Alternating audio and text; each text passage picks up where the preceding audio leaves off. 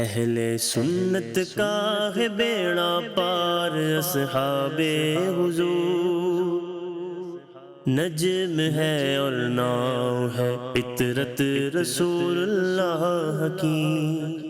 الحمدللہ رب العالمین والصلاة والسلام علی سید المرسلین، اما بعد فاعوذ باللہ من الشیطان الرجیم، بسم اللہ الرحمن الرحیم۔ الصلاة والسلام علیک یا رسول اللہ وعلی آلک واصحابک یا حبیب اللہ، الصلاة والسلام علیک یا نبی اللہ وعلی آلک واصحابک یا نور اللہ۔ پیارے پیارے اسلامی بھائیوں اور مدنی چینل کے ناظرین، مدنی چینل کا سلسلہ ہے امت کی کشتی اور ستارے۔ سبحان اللہ، کیا کمال کا نام ہے سلسلے کا، اور کن دو حدیثوں کی طرف اشارہ ہے کہ نبی پاک علیہ الصلوۃ والسلام نے اپنی احادیث میں اپنی آل کو امت کے لیے کشتی فرمایا اور اپنے صحابہ کو امت کے لیے رہنمائی کے ستارے فرمایا۔ تو سبحان اللہ، اس سلسلے میں محرم الحرام کی مناسبت سے صحابہ کرام علیہم رضوان اور اہل بیت اطہار کا تذکرہ خیر ہو رہا ہے۔ الحمدللہ دو سلسلے امید ہے آپ نے دیکھ لیے ہوں گے۔ آج بات ہوگی ایک بڑی ہی عظیم الشان ہستی کی، ایک ایسی ہستی کی جن کی وجہ سے بہت سارے اسلامی معاملات میں، بہت سارے اس زمانے میں دینی معاملات میں مسلمانوں کو بڑی تقویت ملی، بڑی مدد ملی۔ وہ کون سی ہستی ہیں؟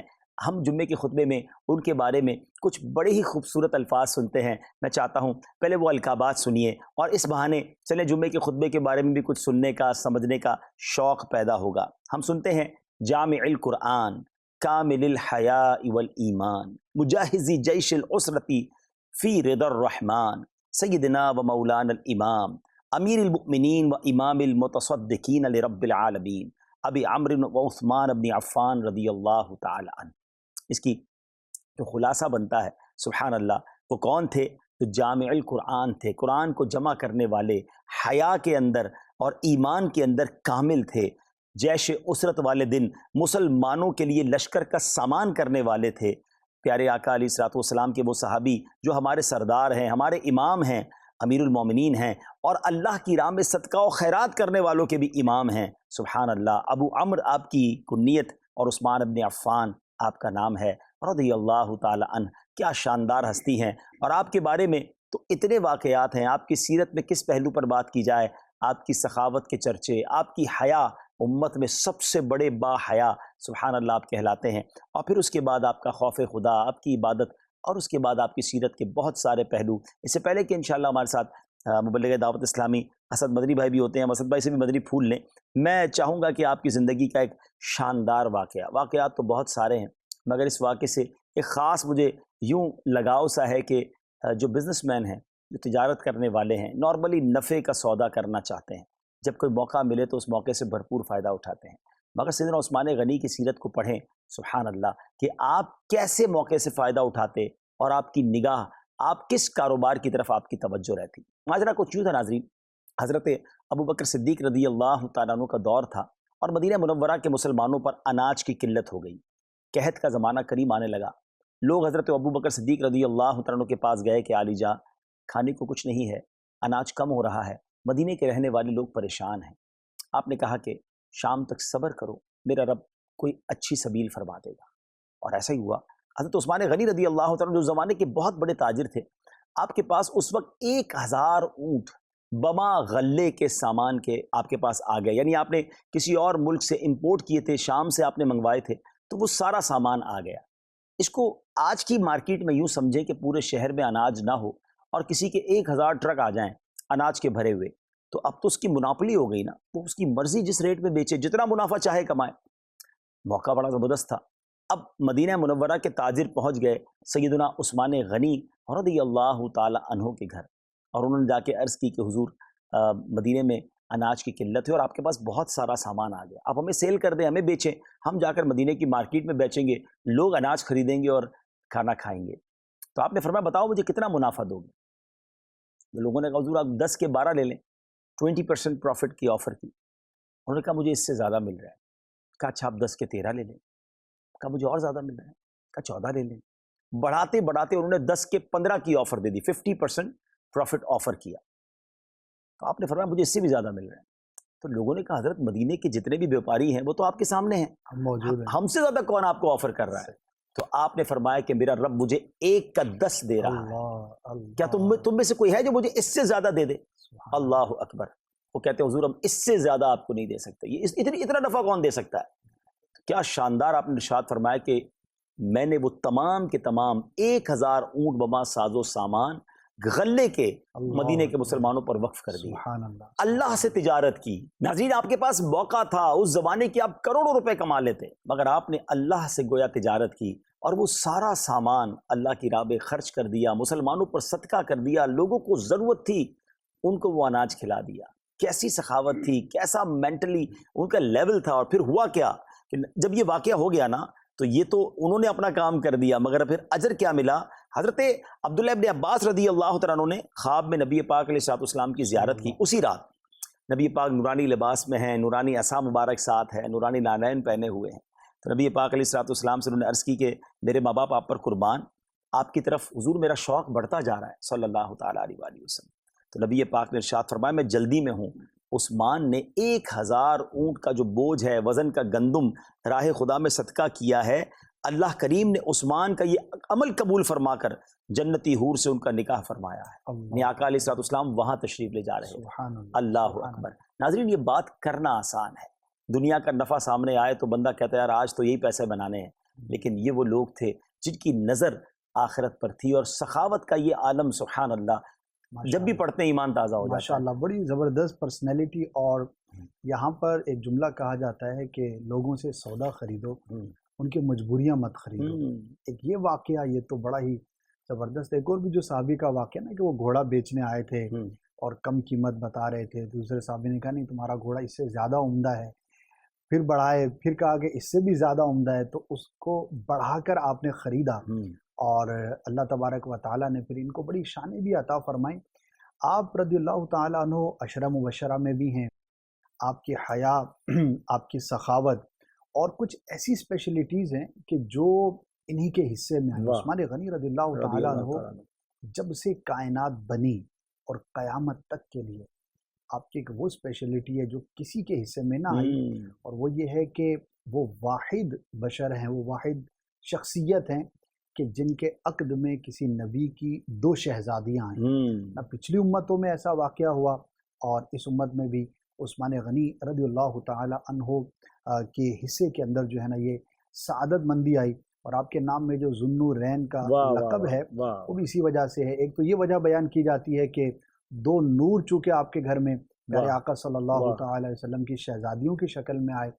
اور ایک اور وجہ یہ بھی بیان کی جاتی ہے کہ اللہ پاک انہیں جنت میں 2 ایسے نور عطا فرمائے گا کہ جو تمام لوگوں سے بہت ہٹ کر اور بالکل ایک اسپیشل نور جو ہے عثمان غنی رضی اللہ تعالیٰ عنہ کو عطا کیے جائیں گے. یہ ذوالنورین والی جو آپ نے بات کی ہے صدبہ، اس پہ تھوڑی سی مزید بات کرتے ہیں. حضرت رقیہ رضی اللہ تعالیٰ عنہ اور حضرت ام کلثوم رضی اللہ تعالیٰ عنہ، ایک صاحبزادی کو نکاح میں نبی پاک نے دیا، ان کا وصال ہو گیا، نبی پاک نے اپنی دوسری صاحبزادی ان کے نکاح میں عطا فرمائی. یہ 2 باتیں سمجھنے والی ہیں. ناظرین ذرا آپ بھی غور سے سنیے گا. بندہ اپنی بیٹی کا ہاتھ، اپنی بیٹی کا نکاح اس سے کرتا ہے جس سے بڑا اطمینان ہو. اچھا بعض اوقات اطمینان تو ہوتا ہے لیکن بعض اوقات ایکسپیرینس اچھا نہیں ہوتا، ٹھیک ہے نا. تو شادی تو کر دی لیکن اس کے بعد پرابلمز آتی ہیں. لیکن اسی شخصیت سے دوسری بیٹی کا نکاح کرنا یہ بتا رہا ہے کہ نبی پاک علیہ السلام کے کیسے نور نظر تھے آپ. نبی پاک کا کیسا اعتماد تھا کہ ایک صاحبزادی کے وصال کے بعد دوسری صاحبزادی بھی ان کو عطا فرمانا. تو ایک تو یہ حضرت عثمان غنی کی سیرت. پھر دوسری بات سبحان اللہ کہ ذوالنورین کہا جا رہا ہے کہ 2 نور والا. اور یہی بات اعلیٰ حضرت نے بھی اپنے شعر میں کہی نا کہ نور کی سرکار سے پایا دوشالہ نور کا، وہ مبارک تم کو ذوالنورین جوڑا نور کا. اچھا یہاں بڑی خوبصورت بات جو عقیدے والی ہے کہ دنیا میں آپ کہیں بھی چلے جائیں، افریقہ چلے جائیں، امریکہ چلے جائیں، کسی بھی بولی بولنے والے سے مسلمان سے پوچھیں ذوالنورین کون ہے، رائٹ اوے وہ کہے گا کہ حضرت عثمان غنی رضی اللہ تعالیٰ. تو جب ساری دنیا کے لوگوں کا یہ ماننا ہے کہ ذوالنورین سیدنا عثمان غنی ہیں رضی اللہ تعالیٰ عنہ، تو جس نبی کی 2 صاحبزادیاں کسی کے نکاح میں آ جائیں وہ ذوالنورین بن جائے تو اس نبی کے نور کا عالم کیا ہوگا. تو نبی پاک علیہ السلام کے نور کی یہ بھی ایک شاندار جو ہے وہ دلیل ہے. تو سبحان اللہ. اب حضرت عثمان غنی رضی اللہ تعالیٰ کا ایک خوبصورت تعارف ہے. ناظرین میں چاہتا ہوں کہ ہمارے ویورز، ہمارے نوجوان، ہمارے بچے غور سے سنیں. آپ کا نام کیا تھا، آپ کا نسب کیا ہے، آپ کے خاندان کے بارے میں کچھ معلومات. آپ رضی اللہ تعالیٰ کا نامی اسم گرامی عثمان اور کنیت ابو عمر ہے. امیر المومنین ذوالنورین یعنی 2 نور والا، کامل الحیاء والایمان، حیا اور ایمان میں کامل، جامع القرآن، قرآن جمع کرنے والے، سید الاسخیاء، سخیوں کے سردار عثمان با حیا وغیرہ آپ کے مشہور القابات ہیں۔ اچھا، آپ رضی اللہ تعالیٰ کے تمام القابات میں سے ذو النورین سب سے زیادہ مشہور ہے، اس لقب کی وجہ ہم نے ابھی بیان کی، اور اسی طرح آپ رضی اللہ تعالیٰ خلفائے راشدین میں تیسرے خلیفہ ہیں۔ آپ امیر المومنین حضرت ابوبکر صدیق رضی اللہ تعالیٰ کی کوششوں سے اسلام لائے، اور اسلام قبول کرنے والوں میں آپ کا شمار چوتھے نمبر پر ہوتا ہے، جیسا کہ آپ خود ارشاد فرماتے ہیں، میں اسلام قبول کرنے والے 4 اشخاص میں سے چوتھا ہوں۔ اچھا، سیدنا عثمان غنی کو بروز جمعہ 35 ہجری ماہ ذوالحجہ میں شہید کیا گیا۔ سیدنا جبیر بن مطعم رضی اللہ تعالیٰ عنہ نے نماز جنازہ پڑھائی، اور آپ جنت البقیع میں سپرد خاک کیے گئے۔ اللہ اکبر۔ اسد بھائی، یہاں آپ کو جامع القرآن بھی کہا جاتا ہے، یہ آپ کا کیا شاندار وصف ہے، اور کتنی بڑی سمجھے کہ وصف ہے، اور اس امت پر احسانات میں سے ایک عظیم احسان ہے۔ اور اس کا پس منظر یہ ہے کہ قرآن مجید فرقان حمید کا جو جمع کرنے کا جو ابتدائی کام تھا، وہ تو فاروق اعظم رضی اللہ تعالیٰ عنہ کے مشورے سے صدیق اکبر رضی اللہ تعالیٰ عنہ کے زمانے میں شروع ہو گیا تھا، لیکن اس کی جو تکمیل ہوئی اور باقاعدہ ایک کتابی شکل میں اس کو جمع کر کے پھر اس کے مزید نسخے بنائے گئے، وہ سیدنا عثمان غنی رضی اللہ تعالیٰ عنہ کا ایک بہترین کارنامہ ہے۔ اور نہ صرف آپ نے جمع قرآن فرمایا، بلکہ چونکہ صدیق اکبر رضی اللہ تعالیٰ عنہ، آپ کے بعد فاروق اعظم رضی اللہ تعالیٰ عنہ اور عثمان غنی رضی اللہ تعالیٰ عنہ کے زمانے میں اسلام جو ہے وہ عرب سے پھیل کر یمن، شام، ایران اور بڑی بڑی سلطنتوں تک پہنچ چکا تھا۔ اب ظاہر ہے کہ کچھ لوگ تو مدینہ حاضر ہوتے اور وہاں سے وہ علم حاصل کرتے اور ایکچوئل قرآن کی زیارت کرتے اور پھر واپس جاتے، لیکن چونکہ ایکسٹینشن بہت زیادہ ہو گئی تھی، تو بعض قبیلوں کے اندر قرآن مجید فرقان حمید کی جو تحریر تھی اور اس کا جو لکھنے کا انداز ہے اور اس کی جو مختلف قراءتیں ہیں، یہ ایک ٹیکنیکل بحث ہے، اس میں ہم نہیں جائیں گے، لیکن ایک سمجھنے کے لیے کہ اس کو پڑھنے کے اور لکھنے کے جو مختلف انداز ہیں اس میں اختلاف پیدا ہونا شروع ہو گیا، کیونکہ لینگویج میں فرق ہوتا ہے۔ عربی زبان کے اندر بھی فرق تھا، مختلف قبائل اور مختلف خطوں میں تھوڑا ڈیفرنس ہوتا تھا، تو بعض اوقات نوبت جو ہے وہ جھگڑے تک اور لڑائی تک اور جنگ تک پہنچ جاتی تھی۔ وہ کہتا تھا کہ جو میرے پاس ہے یہ درست ہے، جو میرے پاس انداز ہے وہ درست ہے، کوئی دوسرا کہتا ہے کہ نہیں، جو میرے پاس ہے اور جو میرا انداز ہے وہ زیادہ درست ہے۔ اب تھا معاملہ قرآن کا، تو جب دارالخلافہ تک، مدینہ منورہ تک اور امیر المؤمنین تک یہ بات پہنچی تو آپ کو بڑی تشویش ہو گئی، اس طرح تو امت کے اندر بڑا اختلاف ہو جائے گا، اور ابھی تو اسلام نے اور آگے پہنچنا ہے اور اس کے اندر ایکسٹینشن اور پھیلنا ہے۔ تو پھر آپ رضی اللہ تعالی عنہ نے اس کا باقاعدہ اہتمام فرمایا، اور ان نسخوں کی کاپیز کو آپ نے ڈیفرنٹ علاقوں میں بھیجا، اور ایک اسٹینڈرڈ سیٹ کیا کہ مسلمان جو ہے وہ تحریر کے اعتبار سے اور خط کے اعتبار سے، قرات کے اعتبار سے کہیں پر اختلاف کا شکار نہ ہو۔ اور یہ آپ کا ایک بہت بڑا کارنامہ، اور قیامت تک کے لیے الحمدللہ آج دنیا میں آپ نے بھی ٹریول کیا، ناظرین ہمیں کہیں پہ بھی کوئی ایسا اختلاف آپ کو نہیں ملے گا کہ کوئی قرآن کے اوپر جو ہے وہ جھگڑا کر رہا، مختلف قراتیں لیکن وہ اسٹیبلش ہیں، اس کے ماہرین موجود ہیں۔ اگر وہاں پر کسی مختلف انداز پر، کسی اور قرات کے انداز پر پڑھا جاتا ہے تو پھر اس کو جو ہے وہ اسٹیبلش کیا جاتا ہے، اس کے اندر کوئی جھگڑے والی بات نہیں، وہ ایک محقق شدہ بات ہو گئی، اسٹیبلش بات ہوگی، ریسرچڈ ورک جو ہو کر اسٹیبلش ہو گیا۔ تو آج دنیا کے اندر جو مسلمان ہیں الحمدللہ قرآن کے معاملے میں بالکل متحد ہیں، اور کہیں پر بھی اس کا اختلاف نہیں ہے۔ تو یہ ان کی دور اندیشی تھی، فراست تھی، اور ظاہر ہے کہ اس کام کو کرنے میں کتنی محنت سے، کتنی باریک بینی سے کام کیا گیا ہوگا۔ تو آپ رضی اللہ تعالیٰ عنہ کی جو ہے وہ یہ بات ہے۔ جب پھر ایک اور آپ کا سیرت کا پہلو ہے، عموماً لوگوں کی اس طرف توجہ نہیں ہوتی۔ فاروق اعظم رضی اللہ تعالیٰ عنہ کے زمانہ خلافت میں واقعی بہت فتوحات ہوئی، لیکن عثمان غنی رضی اللہ تعالیٰ عنہ کا جو ابتدائی زمانہ خلافت تھا اس میں فاروق اعظم رضی اللہ تعالیٰ عنہ سے بھی زیادہ جو ہے وہ اسلام تیزی سے پھیل رہا تھا۔ اچھا، بعد کے اندر جا کر پھر اختلافات کی وجہ سے، بغاوت کی وجہ سے حالات واقعات مختلف ہوئے، اور اس کی ایک بڑی پیاری وجہ یہ بھی بیان کی ہے سیرت نگاروں نے کہ عثمان غنی رضی اللہ تعالیٰ عنہ کا جو انداز تھا وہ بڑا نرم تھا، لوگ آپ سے بہت جلدی مانوس ہو جاتے تھے اور آپ کی طرف رغبت میں بہت زیادہ جلدی کیا کرتے تھے۔ تو آپ کی پرسنالٹی کی وجہ سے لوگ بڑا قریب آتے تھے، اور اسلام کی وسعتوں میں جو لیگیسی تھی فاروق اعظم رضی اللہ تعالیٰ عنہ نے اسٹیبلش کی تھی، اس کو آپ جو ہے وہ آگے لے کر بڑھے، اور آپ کس قدر اپنے بڑوں کو فالو کیا کرتے تھے. اس میں ہمارے لیے لرننگ بھی ہے، اور ایک بڑا ہی زبردست آپ کی سیرت کا پہلو ہے کہ آپ نے فاروق اعظم رضی اللہ تعالی عنہ کی وفات کے بعد ایک آپ کی بیوہ سے نکاح فرمایا. اس وقت ان کی عمر جو ہے وہ کافی ہو چکی تھی، نکاح ہو گیا. انہوں نے سوال کیا کہ آپ نے مجھ سے نکاح کیا، میری تو عمر بھی کافی ہے، میں ویسی آپ کی خدمت تو نہیں کر سکوں گی جس طرح سے ایک جوان عورت کر سکتی ہے.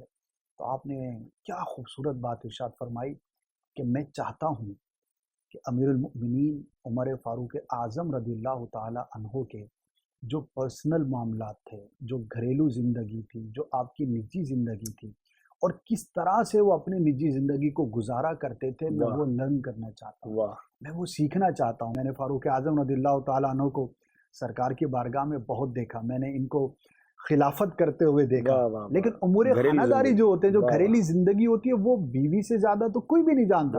تو اس نیک نیتی کے ساتھ اور اس ذہن کے ساتھ آپ نے جو ہے وہ نکاح فرمایا. تو یہ کتنی بڑی بات ہے کہ اپنے بڑوں اور اپنے اصل، حالانکہ ان کی اپنی پرسنالٹی بہت بڑی، لیکن چونکہ فاروق اعظم رضی اللہ تعالیٰ عنہ کو مقام و مرتبہ ان سے بلند تھا، تو آپ مزید ان سے سیکھنے کے اعتبار سے آپ نے اتنی کوشش فرمائی. کیا شاندار. آپ رضی اللہ تعالیٰ عنہ کی پرسنالٹی بھی ملٹی ڈائمینشنل جو ہے. ناظرین، جہاں بہت سارے معاملات ہم ڈسکس کرتے ہیں حضرت عثمان غنی رضی اللہ تعالیٰ عنہ کے، شاید بہت سارے لوگوں کو یہ نہیں پتا کہ آپ پر بھی، حالانکہ آپ چوتھے اسلام لانے والے ہیں، بڑے مالدار تھے، لیکن آپ پر بھی بڑے مظالم ہوئے، بلکہ آپ کی فیملی کی طرف سے بڑا ریٹیلیشن ہوا، آپ کو بڑا روکنے کی کوشش کی گئی. جب آپ ایمان لائے تو آپ کے بارے میں آتا ہے کہ پورے خاندان کی طرف سے، فیملی تو فیملی، پورے خاندان کی طرف سے شدید مخالفت کا سامنا ہوا، آپ کو مارا پیٹا گیا، یہاں تک کہ آپ کا چچا حکم بن ابی العاص تو اس قدر ناراض ہوا کہ آپ کو رسی کے ساتھ باندھ دیا اور کہنے لگا کہ تم اپنے باپ دادا کا دین چھوڑ کر دوسرا مذہب تم نے اختیار کر لیا ہے، جب تک تم نئے مذہب کو نہیں چھوڑو گے ہم تمہیں نہیں چھوڑیں گے، بلکہ اسی طرح باندھے رکھیں گے. یہ سن کر حضرت عثمان غنی رضی اللہ تعالیٰ عنہ نے کیا کمال کا جواب دیا. آپ فرماتے ہیں خدائے ذوالجلال کی قسم میں اسلام کو کبھی نہیں چھوڑ سکتا، نہ کبھی اس دولت سے دستبردار ہو سکتا ہوں. حکم بن ابی العاص نے جب یہ آپ کا جذبہ دیکھا تو مجبور ہو کر آپ کو قید سے آزاد کر دیا. یہ کیسے لوگ تھے ناظرین کہ جو مار کھا کر بھی، تکلیفیں اٹھا کر بھی بائیک آؤٹ کر دیتے تھے فیملی والے، خاندان والے. کئی صحابہ کو تو گھر سے نکال دیا، سارا مال و دولت بھی رکھ لیا، مگر وہ ایمان لائے اور پھر ایمان سے پھرے نہیں. اور آج ہم گھر بیٹھے مسلمان بنے، شاید بہت ساروں کو تو ایمان کی قدر ہی نہیں، انہوں نے اسٹرگل کر کے ہم نے اسلامی قبول نہیں کیا، گھر بیٹھے ایمان مل گیا، مسلمان ماں باپ مل گئے، پہلی آواز اللہ اکبر ہم نے سنی. آپ سوچیں وہ کیسے لوگ تھے، جب اذان دیتے تھے لوگ مارتے تھے، آج اذان ہوتی ہے تو مسجد میں لوگ نہیں جاتے. کتنا فرق ہے. وہاں سجدہ کرنے کو لوگ ترستے تھے کہ کسی طرح نماز پڑھ لیں کیونکہ لوگ مارتے ہیں. یہاں مسجدوں میں قالین بچھے ہوئے ہیں، پنکھے لگے ہوئے ہیں، بعض جگہ ایسی لگے ہوئے ہیں، مگر نمازی نہیں ہے. سمجھیے ان کی سیرت سے. اور ایمان کی قدر جو ہے اللہ کرے کہ ہمارے دلوں میں پیدا ہو جائے کہ جو اتنی بڑی نعمت بغیر کسی ایفرٹ کے ہمیں نصیب ہوئی ہے. صحابہ کرام کی سیرت پڑھیں تو کتنی مارے کھائیں ایمان قبول کرنے پر. یہ بھی ہے، اور پھر ایک دفعہ کی آزمائش نہیں ہے. پہلے میں نماز کا تذکرہ کر لوں، پھر ایک اور پہلو ہے سیرت کا.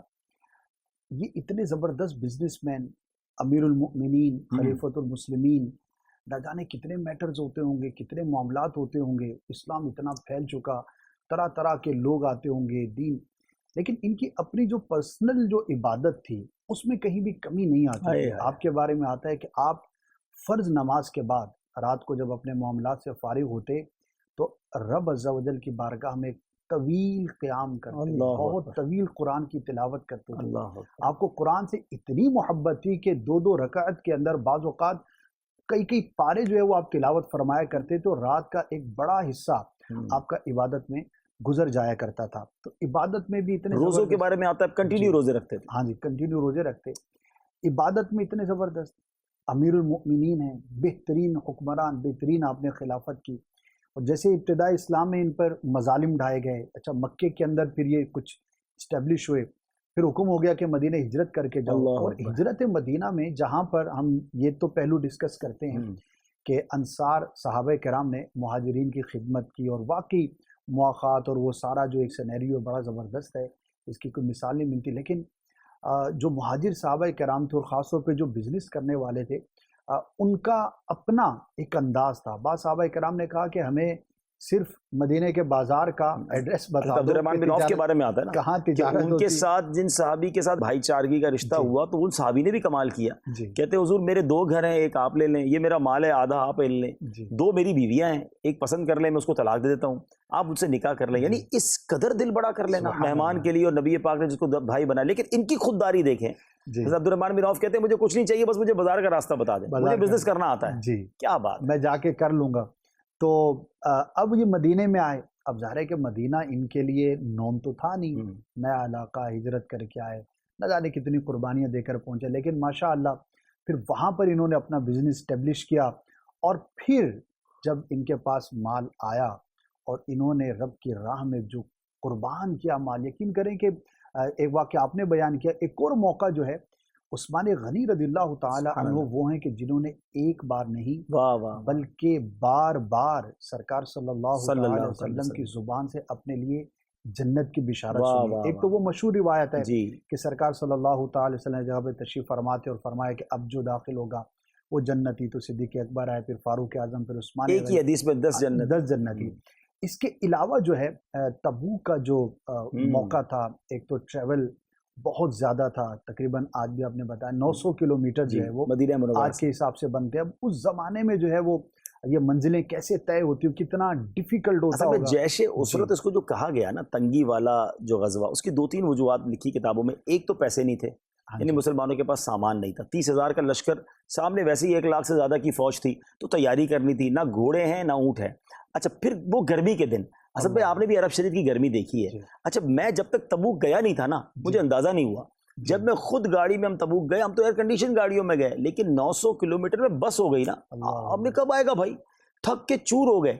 تو میں یہ سوچتا تھا کہ گرمیوں کے دنوں میں اونٹوں اور گھوڑوں پر مدینہ منورہ سے تبوک جانا، اور وہ ہار پہننے نہیں جا رہے. ہاں، ہار پہننے نہیں جا رہے، ہالیڈے ٹرپ پہ نہیں جا رہے، جان دینے جا رہے ہیں. اچھا پھر گھوڑے پورے نہیں ہیں، پھر اونٹ پورے نہیں ہیں، اور وہاں جو سخاوت کے دریا صحابہ نے بڑھائے، سبحان اللہ. تو میرے آقا صلی اللہ تعالی علیہ وسلم نے صحابہ کرام کو جمع کیا مسجد نبوی شریف میں، سبحان اللہ، اور ترغیب ارشاد فرمائی کہ یہ موقع ہے اور اپنے مال سے جو ہے وہ اسلام کی جو ہے وہ خدمت کی جائے. تو سارے صحابہ کرام اپنی اپنی حیثیت کے مطابق، اپنے جذبے کے موافق جو ہے وہ پیش کر رہے تھے.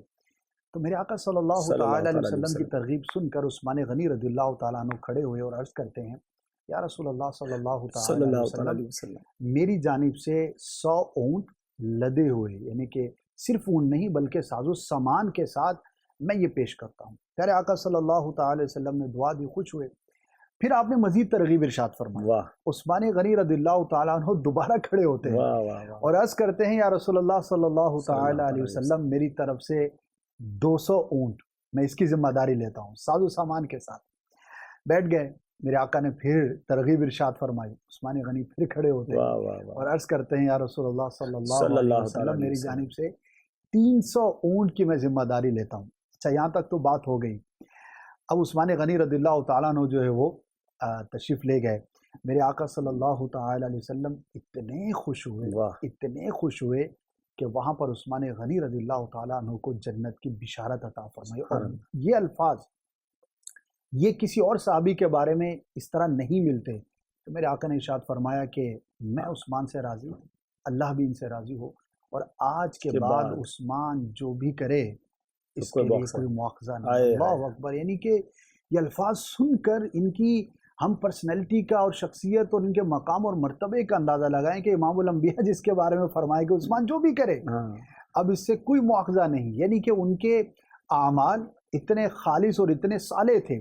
اللہ تبارک و تعالیٰ کے یہ جنت خریدنا ٹھیک ہے. ایک اور مقام پر بھی ہوا کہ جب مسلمانوں کو پانی کی ضرورت ہے. اب یہ دیکھیں نا ناظرین، نبی پاک سے گویا جنت خرید رہے حضرت عثمان غنی، حالانکہ پہلے بھی جنت کی بشارت مل چکی ہے مگر دل ہی نہیں بھر رہا نیکیاں کمانے کا. اچھا یہاں ایک اور بات جو غزوہ تبوک کے موقع پر حضرت عثمان غنی کا اعلان ہے، یہاں انہوں نے پیش کیا یہ بھی سوچنے والی بات ہے. اچھا لاجک یہ کہتی ہے کہ آپ نے پہلے کھڑے ہو کر 100 اونٹ کا اعلان کیا، پھر کھڑے ہو کر جب 200 کیا تو 100 کو بڑھا دیا، 200 کر دیا، پھر کھڑے ہو کے 300 کا اعلان کیا تو اس کو بڑھا دیا. نہیں جناب، ایسا نہیں کیا آپ نے 100 میں 200 پلس کیے، وہ کتنے ہو گئے 300.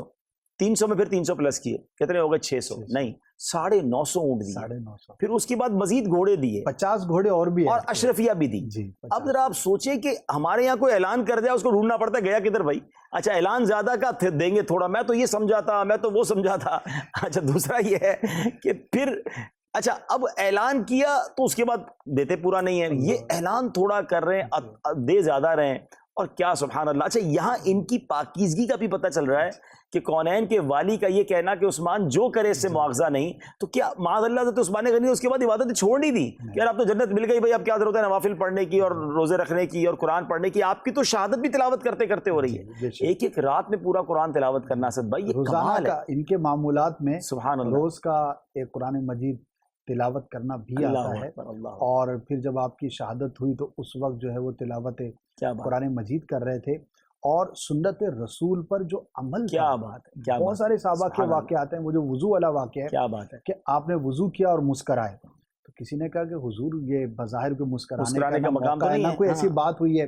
آپ نے فرمایا بس میں نے اپنے آقا کو دیکھا تھا، آپ نے وضو فرمایا تھا اور اس کے بعد مسکرائے تھے، تو میں اس ادا کو ادا کر رہا ہوں۔ اور یہ جو سنت پر عمل کا جذبہ ہے، یہی تو صحابہ کرام علیہم رضوان کو اس مقام اور مرتبے پر لے کر گیا کہ یہ ایسا فالو کیا کرتے تھے کہ دیر از نو لاجک، ہمیں کوئی اس کی لاجک کا علم ہو نہ ہو، حکمت پتہ ہو نہ ہو، بس میرے آقا صلی اللہ تعالی علیہ وسلم نے یہ کام کیا ہے تو مجھے کرنا ہے۔ شاعر کہتے ہیں وضو کر کے خندہ ہوئے شاہ عثمان، کہا کیوں تبسم بھلا کر رہا ہوں، جواب سوال مخاطب دیا پھر کسی کی ادا کو ادا کر رہا ہوں۔ یعنی یہاں یہ بات جو ہمارے اسد بھائی نے بتائی نا ناظرین، کہ وہ سنتیں جس کا حکم نہیں ہے، پھر بھی صحابہ کو پتہ چل جائے کہ نبی پاک علیہ الصلوۃ والسلام کا یہ انداز رہا، وہ اس کو فالو کرتے تھے، لاجک نہیں ڈھونڈتے تھے۔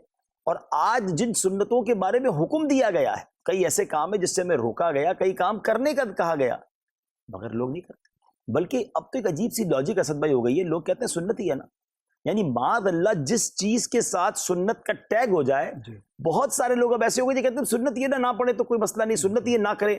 یعنی آپ سوچیں کہ صحابہ سنت تلاش کرتے، اور آج لوگ سنت سن کر معاذ اللہ اس کو ہلکا لینے لگ گئے، اور یہ بہت ساری جگہوں کے ساتھ ساتھ حج میں بھی معاملہ ہو گیا۔ اچھا، کیونکہ حج پچھلے دنوں ہوا تو حاجی جو ہے وہ اب لگتا ہے کہ صرف اس چیز کی فکر کرتا ہے جس میں دم لگ رہا ہوتا ہے، دم تو نہیں لگے گا مولانا صاحب، اچھا سنت یہ نا مینا میں رات گزارنا، ارے بھائی سنت آئے کس لیے ہو یہ تو بتا دو، یہ سارے حج کے ارکان ہیں کیا؟ اللہ والوں کی یادیں ہی ہیں نا۔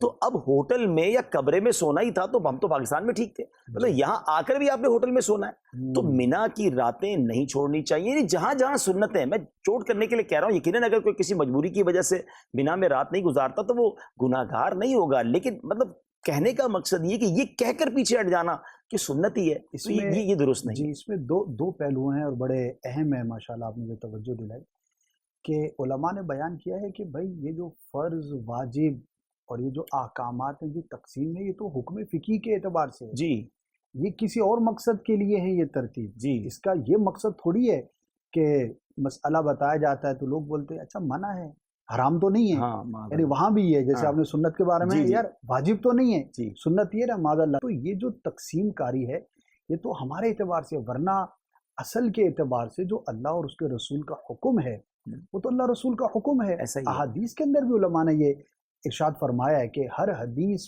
کو ہمیں اہمیت دے۔ حدیث ضعیف ہے نا یار چھوڑ دو، بھائی وہ ضعیف ہونا، حسن ہونا، صحیح ہونا، اس کی لاجک اور اس کی جو ترتیب وہ احکامات کے ہونے نہ ہونے، وہ استدلال اور دیگر اعتبار سے ہے، لیکن اگر کوئی حدیث صحیح ہے اور اس کے مقابلے میں حدیث حسن ہے تو ہیں تو دونوں میرے آقا کے احکامات، دونوں میرے آقا کے ارشادات، اور اگر کچھ اب عمل کرنے کا کہا گیا تو ہمیں کیا کرنا ہے، تو یہ تو ہماری محرومی والی بات ہے۔ اور جہاں تک یہ بات ہے تو دین کے چھٹنے کی اور برباد ہونے کی ابتدا سنت کو ترک کرنے سے۔ بڑی پیاری مثال دی گئی نا کہ یہ ایک حصار ہے، جو سنت کو پکڑ کے رکھتا ہے نا اس کے واجب اور فرض پکے ہو جاتے ہیں، جو سنت چھوڑ دیتا ہے اب اس کا واجب رہ جاتا ہے اور فرض رہ جاتا ہے، بعض اوقات واجب ترک ہوتا ہے اور پھر ایک وقت آتا ہے فرض بھی چلا جاتا ہے۔ تو آپ سنت بلکہ نوافل کو پکڑ لیں تو آپ کی سنت بھی محفوظ رہے گی، یہ ایک طرح سے ایک باؤنڈری ہے نا۔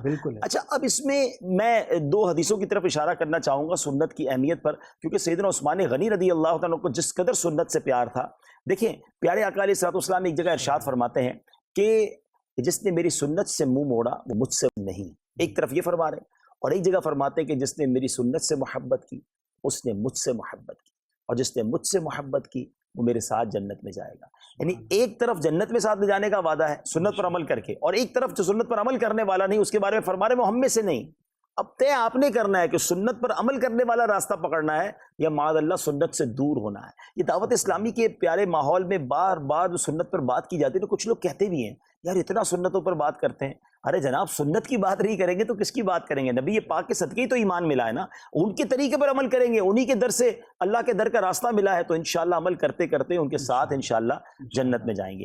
حضرت عثمان غنی رضی اللہ تعالیٰ عنہ نے دوسری بار جو جنت خریدی انشاءاللہ اس کے بارے میں سنتے ہیں۔ مسلمان جب ہجرت کر کے مدینہ منورہ پہنچے تو پانی کی بڑی ضرورت تھی، تو اب پانی چاہیے تھا، غربت بھی تھی مسلمانوں کے ساتھ، تو نبی پاک علیہ الصلوۃ والسلام ایک شخص تھا جس کے پاس کنواں تھا، تو آپ نے اس کو آفر دی۔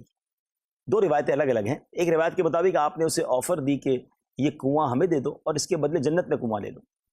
تو وہ شخص ایسا کرتا ہے حضور میرے چھوٹے چھوٹے بچے ہیں اور یہی میری روزی کا ذریعہ ہے، تو میں یہ کنواں تو نہیں دے سکوں گا، معذرت کر لی اس نے۔ حضرت عثمان غنی رضی اللہ تعالیٰ عنہ کو یہ خبر مل گئی، اچھا مجھے اور آپ کو جو خاص طور پہ بزنس کرنے والے میں پتہ چلے یار فلاں ڈیل آئی ہے، بھئی یار میں نہیں لوں گا کوئی اور لے لے گا، اور یہ بڑا زبردست نفع والی ڈیل ہے، تو بندہ ادھر ادھر سے پہنچ جاتا ہے، کسی طرح وہ ڈیل لے لیتا ہے۔ حضرت عثمان غنی رضی اللہ تعالیٰ عنہ بھی کیسے بزنس مین تھے، نبی پاک علیہ الصلوۃ والسلام کی بارگاہ میں حاضر عرض کی حضور وہ جو آفر اس شخص کو دیے کیا یہ آفر میرے لیے بھی ہے؟ سبحان اللہ، اگر میں وہ کنواں خرید کر مسلمانوں کے لیے وقف کر دوں تو کیا مجھے بھی جنت میں کنواں ملے گا؟ نبی پاک علیہ الصلوۃ والسلام نے کچھ اس طرح ارشاد فرمایا کہ اے عثمان یہ آفر تمہارے لیے بھی ہے۔ آپ گئے اور اس سے ڈیلنگ کی اور وہ کنواں خریدا اور مسلمانوں کے لیے وقف کر دیا۔ اللہ اکبر۔ بیر عثمان ناظرین آج بھی مدینہ منورہ میں موجود ہے، اور اس کے بارے میں تو کچھ اور خوبصورت باتیں پتہ چل رہی ہیں کہ اس کنویں کی وجہ سے باغ بنا، اس باغ کی کچھ کمائی ہے، اس کمائی کو کسی ٹرسٹ میں لگایا جاتا ہے، اور آج بھی مدینہ منورہ میں حضرت عثمان غنی کا اکاؤنٹ موجود ہے اور جناب اس سے صدقہ و خیرات کیا جا رہا ہے۔ تو یہ کیسا صدقہ و خیرات ہے کہ اس زمانے کے بھی اہل مدینہ نے فائدہ اٹھایا، آج بھی اہل مدینہ فائدہ اٹھا رہے ہیں، اور سبحان اللہ حضرت عثمان غنی کو اپنے مزار میں کیسی کیسی رحمتیں اور برکتیں نصیب ہو رہی ہوں گی۔ تو یہ سیکھنے کو مل رہا ہے کہ جدھر نیکی کا موقع ملے اس سے جی نہیں چرانا ہے، یار اور تھوڑی نیکی کر لوں، اور تھوڑی نیکی کر لوں۔ صحابہ کرام علیہم رضوان کا یہ ذہن تھا، اور ہم میں سے کوئی حج کر لے یا کوئی جناب نمازی ہو جائے تو اب سیٹسفائی ہو جاتا ہے بھائی میں تو پکا ہی جنتی ہوں۔ ایسا نہیں ہے، ہمارے صحابہ اتنا کچھ کر کے بھی رات روتے ہوئے گزارتے تھے، خوف خدا کا عالم تھا۔ ہم نے پچھلے سلسلوں میں حضرت ابوبکر صدیق، حضرت عمر فاروق کے بارے میں سنا کہ رات گریہ وزاری میں گزرتی تھی قطعی جنتی ہوتے ہوئے، اور حضرت عثمان غنی رضی اللہ تعالیٰ کے بارے میں بھی ایسا ہی ملتا ہے کہ آپ بھی اللہ کے خوف سے بہت زیادہ لرزا رہتے تھے۔ اسد بھائی آپ کی زندگی میں ایک اور بڑا عجیب پہلو تھا کہ آپ کے سامنے محشر کی بات ہوتی، جہنم کی بات ہوتی، آپ اتنا گریہ وزاری نہ فرماتے، مگر جب قبرستان آپ جاتے یا قبر کی بات ہوتی تو اتنا روتے کہ آپ کی داڑھی آنسو سے تر ہو جاتی۔ آپ سے پوچھا گیا کہ حضور آپ نہ جہنم کے ذکر پر اتنا روتے ہیں نہ محشر کے ذکر پر، یہ قبر کے ذکر پر اتنا کیوں روتے ہیں؟ تو کیا کمال کے جملے ارشاد فرمائے کہ قبر ہی پہلی منزل ہے، جو ادھر کامیاب ہو گیا وہ آگے کامیاب ہو گیا۔ یہ کون کہہ رہا ہے جس کو جنت کی بشارت 3 بار مل چکی، ایک بار تو حدیث میں اور 2 بار آپ نے خود خرید لی، مگر پھر بھی زاروں کے تار رو رہے ہیں۔ آج ہم بھی قبرستان جاتے ہیں۔ ناظرین یہ بڑی عبرت والی بات ہے اور بڑی لاجیکلی بات بھی ہے۔ قبر کی منزل جس کی پاس ہو گئی نا، اب وہ قبر میں بھی چین میں ہے کیونکہ جنت کی کھڑکی کھل جائے گی، اور آگے بھی انشاءاللہ رحمت رب کی اس کا استقبال کریں گی۔ ماشاءاللہ اس میں سیدنا عثمان غنی رضی اللہ تعالیٰ عنہ کی سیرت سے ایک اور پہلو بھی ملتا ہے کہ بعض اوقات لوگ صرف مال دے کر سمجھتے ہیں کہ ہم نے اپنا کام کر دیا۔ امیر سنت کو بھی دیکھا ہے، آپ ترغیب ارشاد فرماتے ہوئے کہتے ہیں کہ بھئی ٹھیک ہے اللہ نے آپ کو دیا ہے اور آپ دین کی راہ میں خرچ کرتے ہیں، لیکن اس کے ساتھ اپنے وقت کی بھی قربانی، اللہ اکبر، آپ پریکٹیکل طور پر بھی دینی کاموں کے اندر اپنے آپ کو مصروف رکھیں۔ عثمان غنی رضی اللہ تعالیٰ عنہ اتنا مال دیتے تھے کہ جو ضرب المثل ہے، اور آپ کے تو نام کے ساتھ ہی لفظ غنی جو ہے اس کا ایک حصہ بن گیا ہے، لیکن عبادات کی بات ہے، ہجرت کی بات ہے، اور جو امور ہوتے ہیں اس کی بات ہے، قرآن کی خدمت کی بات ہے، تو ایک مسلمان جو ہے وہ کمپلیٹ پرسنالٹی ہونا چاہیے۔ بالکل کسی ایک چیز پر جو ہے وہ اکتفا نہیں کرنا چاہیے، بلکہ میں جتنا زیادہ کر سکتا ہوں اتنا ہی زیادہ مجھے کوشش کرنی چاہیے۔ اور آپ کی جو شہادت ہے، اب محرم الحرام کا مہینہ ہے اور اس کے اندر جو سب سے زیادہ ذکر شہادت ہوتا ہے وہ تو کربلا والوں کا ہی ہوتا ہے، لیکن آپ رضی اللہ تعالی عنہ کی شہادت اللہ اکبر اور واقعہ کربلا اس میں کئی چیزیں جو ہے وہ بڑی ملتی جلتی ہیں۔ بڑے ظلم و ستم کے ساتھ آپ کو عثمان شہید کیا غنی گیا۔ رضی اللہ تعالی عنہ پر بھی کھانا پینا جو ہے وہ کئی دنوں تک بند رہا، جس طرح کہ کربلا والوں کے لیے آزمائش کا سامنا ہوا۔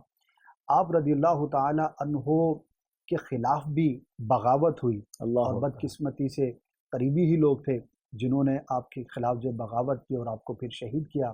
واقع کربلا میں بھی کچھ اس طرح کا ہمیں سینیریو ملتا ہے، بلکہ علماء نے یہاں تک لکھا کہ بعض چیزوں میں تو زیادہ تکلیف دہ آپ کی شہادت، کیونکہ واقع کربلا تو مدینے سے بہت دور واقع ہوا نا، کہیں اور جا کر ہوا، لیکن عثمان غنی رضی اللہ تعالیٰ عنہ کی جو شہادت ہے وہ وہیں پر ہوئی، مدینے کے اندر ہوئی، اور آپ جو ہے وہ بڑی آزمائش کے ساتھ جو ہے وہ شہید کیے گئے، اور بلوائیوں نے آپ کے مکان کو جو ہے وہ گھیرے میں لیا، اور گھیرے میں لینے کے بعد آپ پر کھانا پینا جو ہے وہ بند کر دیا۔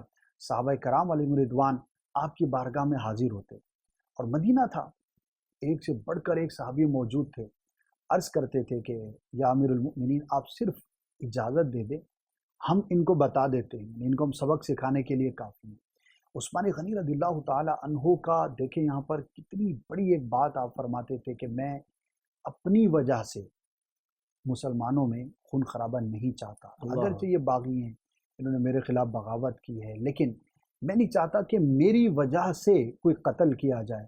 اللہ تبارک و تعالیٰ نے ان کو وہ حلم، وہ بردباری اور وہ مقام اور مرتبہ عطا کیا تھا کہ اپنی ذات کو قربان کر دیا، لیکن کسی اور کے لیے ایسی آزمائش کا سامان ہو آپ نے اسے منع فرمایا۔ روزے کی حالت میں تلاوت قرآن کرتے ہوئے تلاوت قرآن کرتے ہوئے آپ کی شہادت ہوئی، اور جنہوں نے آپ کو شہید کیا یقیناً بڑے بدبخت تھے، ان کے بارے میں جو کہا جائے وہ کم ہے۔ اور عبرت کے لیے ایک واقعہ میں شیئر کر دیتا ہوں، اور اس کے اندر اللہ والوں کی گستاخی کرنا اور ان کا دل دکھانا، دیکھیں یہ اپنے اوپر لے لیتے ہیں، لیکن اگر ان کا دل دکھ جاتا ہے اور ان کی زبان سے کچھ ایسے کلمات نکل جاتے ہیں تو آخرت کی جو گرفت ہے، جو پکڑ ہے، وہ تو ہے ہی۔ بعض اوقات اللہ پاک جو گستاخ اولیاء صحابہ ہوتا ہے یا گستاخ اہل بیت ہوتا ہے، تو اس کی جو عبرت ہے وہ زمانے میں ظاہر کر دی جاتی ہے۔ ملک شام میں ایک شخص کو دیکھا گیا کہ جس کے ہاتھ بھی کٹے ہوئے تھے، پاؤں بھی کٹے ہوئے تھے، آنکھوں سے بھی نابینا تھا، اور وہ اس طرح کی آوازیں لگاتا تھا کہ ہائے مجھے جہنم کا عذاب دیا جائے گا، ہائے مجھے جہنم کا عذاب دیا جائے گا۔ کسی شخص نے اس سے پوچھا کہ اے شخص تجھے کیا ہوا، یہ تیرا حال کیوں ہے، کیسے ہے، اور یہ بات تو بار بار کیوں دہراتا ہے؟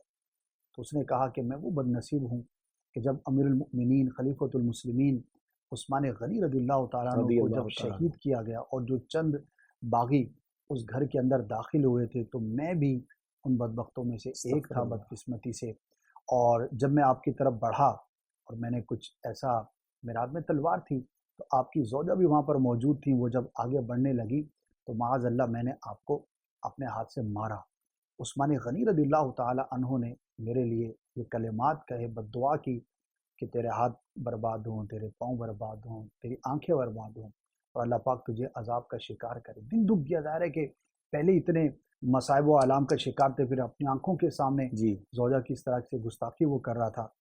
تو وہ شخص کہتا ہے کہ یہ 3 دعائیں تو میں اپنے آنکھوں سے دیکھ رہا ہوں، میری آنکھیں بھی چلی گئیں، میرے پاؤں بھی چلے گئے، میرے ہاتھ بھی چلے گئے، اور چونکہ وہ بد دعا تھی میرے حق میں تو مجھے آخرت کا بھی خوف ہے کہ میرے ساتھ وہاں پر بھی ایسا ہی معاملہ ہوگا۔ تو اس کو عثمان غنی رضی اللہ تعالیٰ عنہ کی کرامت کے باب میں بھی بیان کیا جاتا ہے، اور دوسرا اس کا جو پہلو ہے کہ اللہ تبارک و تعالیٰ کے جو نیک بندے ہوتے ہیں، ویسے تو ہمیں ہر مسلمان کی تعظیم کرنی ہے، یعنی کہ جو بھی مسلمان ہے وہ ہمارے سر کا تاج ہے، ہمیں نہیں پتا اس کا کون کس مقام اور مرتبہ، لیکن مسلمانوں میں اگر کوئی شخص عالم دین ہے، کوئی مفتی صاحب ہیں یا معظم دینی ہے یا بزرگ ہیں، اور یہ تو صحابہ کرام علیہ رضوان، ان میں بھی جو سب سے چنے ہوئے صحابہ کرام اور سلیکٹڈ اور اسپیشل تھے، ان میں ان کا شمار ہوتا تھا، تو اللہ والوں کی گستاخی اور ان کا دل دکھانا یہ بہت بڑی جو ہے وہ بربادی کا باعث ہو سکتا ہے۔ اور اس میں میرا خیال ہے اسد بھائی،